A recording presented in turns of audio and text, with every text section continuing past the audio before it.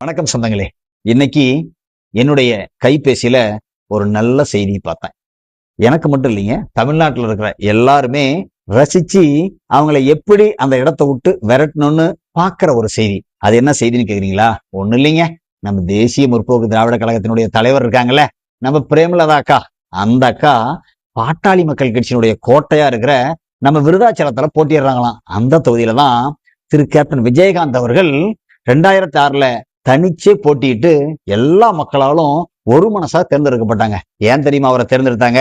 அவருடைய நல்ல மனசு, மக்களுக்கு சேவை செய்யணுங்கிற நல்ல எண்ணம், பசின்னு வந்தவங்களுக்கு அவங்களுக்கு திருப்பி அனுப்பாம பசிக்கு சோறு போட்டு அவங்களுக்கு தேவையானதையும் கொடுத்து அனுப்பின ஒரு நல்ல தலைவருங்கிறதுனால அவரை தேர்ந்தெடுத்தாங்க. அந்த தொகுதியில அவருடைய கொள்கையை முழுசா அடமானம் வச்சு, எந்த கட்சி தமிழ்நாட்டுல இருக்கக்கூடாது, எந்த கட்சி அவங்களுக்கு மட்டும் இல்ல தமிழ்நாட்டு மக்கள் எல்லோருக்கும் கெடுதல் செய்யறாங்களே அந்த கட்சியை விரட்டி அடிக்கணும்னு நினைச்சு வேதனை அடைஞ்சி செத்து போன நம்முடைய கேப்டன் திரு விஜயகாந்த் அவர்களின் எண்ணங்களுக்கு எதிராக இப்ப வச்சிருக்கிற கூட்டணியினுடைய தலைவர் திரு ஸ்டாலின் அவர்களோட இணைஞ்சு அந்த தொகுதியில போட்டிடுறாங்களாம். வாங்கக்கா, உங்களை வரவேற்க எங்க விருதாச்சலம் தொகுதி மக்கள் ஆவலோடு காத்துட்டு இருக்கிறாங்க.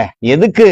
உங்களை மீண்டும் இனிமேல் தேர்தல் அப்படிங்கிற ஒரு எண்ணமே உங்களுக்கு வரக்கூடாது, போட்டி போடணுங்கிற லட்சியமே உங்க வாழ்க்கையில இருக்கக்கூடாதுன்னு விரட்டி அடிக்க போறாங்க. வாங்க, உங்களை வரவேற்கிறதுக்காக காத்திருக்கிறாங்க. விருதாச்சலம் உங்களை வரவேற்குதா இல்ல விரட்டி அடிக்குதான்னு சொல்லிட்டு ஒட்டுமொத்த மக்களும் பார்த்துருக்கிறாங்க.